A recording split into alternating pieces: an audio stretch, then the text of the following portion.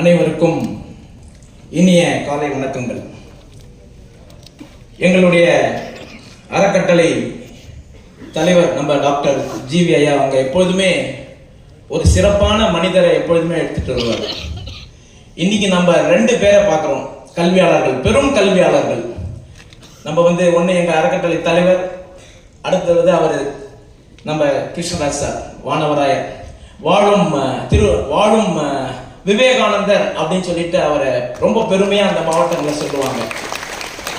இந்த டெக்ஸ்டைல் இண்டஸ்ட்ரியே மாற்றினவர். இந்த ரெண்டு பெரியவங்க வந்திருக்கிறாங்க. எங்களுக்கெல்லாம் கூட அவங்க மிகப்பெரிய இன்ஸ்பிரேஷன். ஆனா there is no easy way to talk.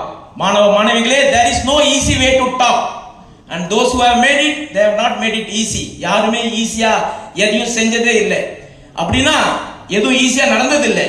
அவங்களுடைய வெற்றிக்கு பின்னால, அவங்களுடைய மாலை மரியாதைக்கு பின்னால அவங்களுடைய கடுமையான உழைப்பு இருந்திருக்குது. Hard work. there is no alternate for hard work. Hard work ஆல்டர்னேட்டே கிடையாது. நீங்க இந்த ஒரு விஷயத்தை எடுத்துட்டு போனா போதும், நீங்க வாழ்க்கையில சூப்பர் ஹிட். கடுமையான உழைப்புக்கு உங்களுக்கு ஆல்டர்னேட்டே கிடையாது. தெய்வத்தான் ஆகாதேனும் முயற்சி தான் மெய்வருத்த கூலி தரும். முயற்சி பண்ணாதான் கூலி தரும். அதுவும் இப்ப மாதிரி காம்படிஷன் வேர்ல்டு. எக்ஸ்ட்ரா முயற்சி பண்ணாதான் நீங்க எல்லாம் எக்ஸ்ட்ரா ஆர்டினரியா மாற முடியும். ஆர்டினரியா இருந்தீங்கன்னா ஆர்டினரியா தான் இருக்க முடியும். அப்போ எக்ஸ்ட்ரா ஆர்டினரியா ஆகணும்னா நீங்க எக்ஸ்ட்ரா ஒர்க் பண்ணாதான் முடியும்.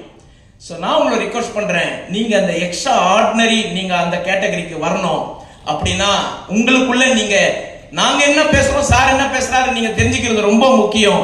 ஆனா நீங்க உங்களுக்குள்ள வாழ்க்கையில நீங்க எந்த அளவுக்கு உயரத்துக்கு போக போறீங்க அப்படின்னு நீங்க முடிவு பண்றீங்க பாருங்க, அது ரொம்ப முக்கியம்.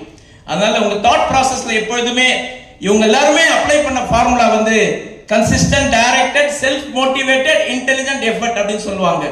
கன்சிஸ்டன்ட்னா நீங்கள் தொடர்ந்து உழைக்க வேண்டும், தொடர்ந்து படிக்க வேண்டும். ஒரு நாள் படிட்டோம் அப்புறம் 10 நாள் படிக்கல, ஒர்க் அவுட் ஆகாது. தொடர்ந்து கன்சிஸ்டன்ட். அண்ட் ரெண்டாவது டைரக்ஷன். உங்களை கல்லூரியில பெரியவங்க, உங்க பெற்றோர்கள் எல்லாருமே உங்களுக்கு டைரக்ஷன் கொடுக்குறாங்க. It is not the intelligence, it is the direction of intelligence that determines your pace of growth. உங்களுடைய வளர்ச்சிக்கு காரணம் உங்களுடைய அறிவு கிடையாது. உங்களுக்கு அறிவுக்கு கொடுக்கிற அற்புதமான வழிகாட்டுதல் தான் உங்களுடைய வளர்ச்சிக்கு காரணம். மூன்றாவது செல்ஃப் மோட்டிவேட்டட். இப்பெல்லாம் நீங்க கல்லூரிக்கு வந்துட்டீங்க, இப்போ உங்க அப்பா அம்மா உங்களை புஷ் பண்ணக்கூடாது. நீங்களா படிக்கணும், நீங்களா வரணும், நீங்களா காலையில சீக்கிரம் எழுந்துக்கணும், நீங்களா உங்களுக்குள்ள எதிர்பார்ப்புகளை நீங்க அதிகமாக்கணும். கன்சிஸ்டன்ட், டைரக்டட், செல்ஃப் மோட்டிவேட்டட் அப்படின்னு சொல்லுவாங்க. அடுத்து பாத்தீங்கன்னா எஃபர்ட் போறது முக்கியம் இல்ல, இன்டெலிஜென்ட் எஃபர்ட் போட்டீங்கன்னா தான் வாழ்க்கையில சூப்பரா ஹிட் வாங்க முடியும். அதனால நான் உங்களை ரிக்வெஸ்ட் பண்றேன், நீங்கள் உங்கள் பெற்றோர்களை, உங்கள் கல்வி ஆசிரியர்களை, நம் நாட்டை நீங்கள் நிச்சயமாக பெருமைப்படுத்த வேண்டும். அப்போ பெருமைப்படுத்த வேண்டும் என்றால் நீங்கள் நல்ல சான்றோர்களாக நீங்கள் மாற வேண்டும். அதுக்கு கல்வி மூலியமா தான் நம்ம பெருசா வளர முடியும். அதனால நிறைய பேருக்கு படிக்கிறதுக்கு வாய்ப்பு கிடைக்காம இருக்கு, எனக்கு நல்லா தெரியும். 500, 1000, 2000 இல்லாம எவ்வளவு மாணவர்கள் படிப்பு கிடைக்காம போகுது. அவங்களுக்கு எல்லாருக்கும் எந்த நேரமும் நம்ம ஜிவி சார் இத பத்தி திங்க் பண்ணிட்டே இருப்பார். நம்ம மாவட்டத்தில் யாரும் படிக்காதவங்களே இருக்க கூடாதுப்பா. எங்க ட்ரஸ்ட் மீட்டிங்ல அவர் அதிகமா சொல்றது, நம்ம மாவட்டத்துல ஒருத்தர் கூட படிக்கல அப்படி இல்லாம இருக்கணும் அப்படின்றத ஒரு மிகப்பெரிய எண்ணத்தை உருவாக்கி தான் இந்த அறக்கட்டளையை உருவாக்கி இருக்கிறாரு.